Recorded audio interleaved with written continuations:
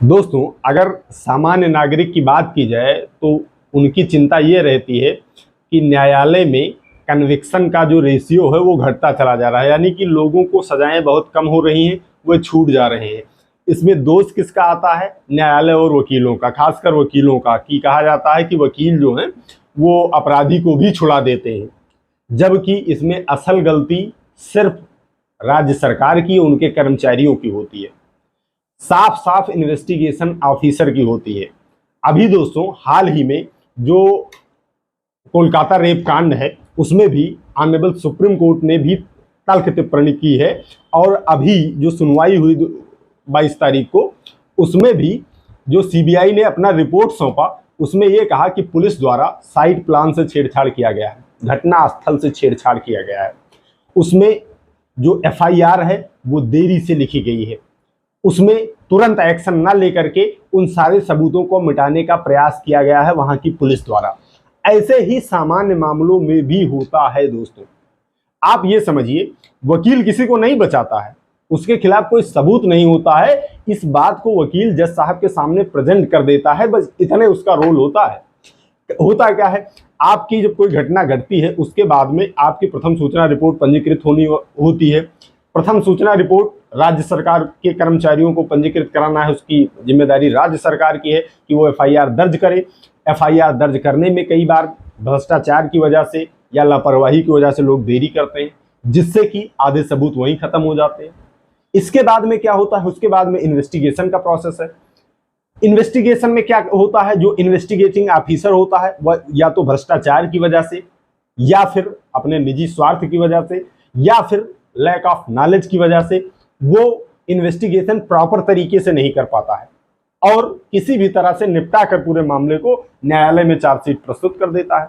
फिर उसके बाद उस पर ट्रायल चलता है। अब उस ट्रायल चलने के बाद में अगर वो व्यक्ति बरी हो जाता है तो इसमें दोष साफ साफ इन्वेस्टिगेटिंग ऑफिसर का है या तो केस झूठा है। मैं तो ये कहूंगा, न्यायालय कोई अपने पास से तो कोई एविडेंस लेके आती नहीं है, वकील अपने पास से कोई एविडेंस लेके आता नहीं है। आपने जो इन्वेस्टिगेट किया है उस इन्वेस्टिगेशन के आधार पर ही जो आपने साक्ष्य न्यायालय में दाखिल किया है उसी पर तो विचार हो रहा है। हम ये कह रहे हैं कि आपकी इन्वेस्टिगेशन अगर टॉप क्लास की होगी तो एक्विटल कैसे होगा? 100% कन्विक्शन होना चाहिए। जब आपकी इन्वेस्टिगेशन घटिया तरीके की होती है तब उसमें एक्विटल होता है, अपराधी भी छूट जाता है। इसके लिए साफ साफ इन्वेस्टिगेटिंग एजेंसी जिम्मेदार होती हैं। इस कोलकाता रेप कांड में भी ये चीजें देखी गई कि कितनी लापरवाही। अब जब इतने बड़े मामले में पुलिस लापरवाही इतनी तरीके से कर सकती है, उसको सुसाइड का एक रूप दे रही थी, पता नहीं कोई उसमें इन्वॉल्व था पुलिस कर्मचारी या कुछ भी हो, वो तो बाद में सामने आएगा। इस पर जांच एजेंसियां काम कर रही हैं, उस पर टिप्पणी करना बहुत ज़्यादा मुनासिब नहीं होगा, लेकिन जो प्रोसेस चलता है उस पर टिप्पणी करना ठीक रहेगा। जो ये पुलिस ढिंढोरा पीटती है या आम जनमानस के मन में जो ये बात घुसेड़ी जाती है कि कन्विक्शन रेट बहुत गिर रहा है, लोगों को सजा नहीं हो पा रही है, इसीलिए लोग अपराध से प्रेरित हो रहे हैं, तो उसका मुख्य जिम्मेदार जो होता है वो आईओ होता है, इन्वेस्टिगेटिंग ऑफिसर होता है। अगर प्रॉपर तरीके से इन्वेस्टिगेशन किसी भी मामले की जाए, न्यायालय में सबूत पेश किए जाएं, तो उसमें ऐसा नहीं है कि एक्विटल ही होगा, कन्विक्शन नहीं होगा। कन्विक्शन 100% होगा। लेकिन आप घटिया तरीके से इन्वेस्टिगेशन करके आते हैं तो जो एडवोकेट है या जो जज साहब हैं उनका भी एक दायरा है, वो अपने ओपिनियन, जज साहब की भी अगर बात की जाए तो अपने ओपिनियन से वो सजा नहीं कर सकते हैं। उन्हें ये देखना है कि इस पत्रावली पर इस व्यक्ति के विरुद्ध साक्ष्य है या नहीं है। अगर साक्ष्य नहीं है, उनको साक्ष्य नहीं मिलता है तो उनको छोड़ना पड़ेगा। अब साक्ष्य कहां से आता है? इन्वेस्टिगेटिंग ऑफिसर लेके आता है। तो आप साक्ष्य तो जुटा नहीं पाते हैं और फिर उसके बाद ये होता है कि न्यायालय से छूट जाता है। वकील का काम ये है कि न्यायालय के सामने, इतने काम सिर्फ वकील करता है कि न्यायालय के सामने पत्रावली पर जो साक्ष्य हैं उनको प्रस्तुत कर देता है कि सर ये, उसमें उनकी मदद करता है कि सर ये साक्ष्य हैं और इसमें इस व्यक्ति के विरुद्ध अपराध बन ही नहीं रहा है, तो व्यक्ति छूट जाता है। तो इसमें सरकार को क्या चाहिए? एक प्रॉपर ट्रेनिंग होनी चाहिए इन्वेस्टिगेटिंग ऑफिसर की। अगर एक प्रॉपर ट्रेनिंग के साथ लोग आएंगे, इन्वेस्टिगेट ढंग से करेंगे, चार्जशीट ढंग से न्यायालय में प्रस्तुत होगी तो कन्विक्शन रेट भी बढ़ेगा। अगर कन्विक्शन रेशियो बढ़ रहा है आपका तो उसमें क्या होगा कि लोगों को जब ये डर बैठेगा अपराधियों के मन में कि न्यायालय जाएंगे तो सजा ही हो जाएगी, हम वहां से छूट के नहीं आएंगे, तब अपराध भी कम होगा।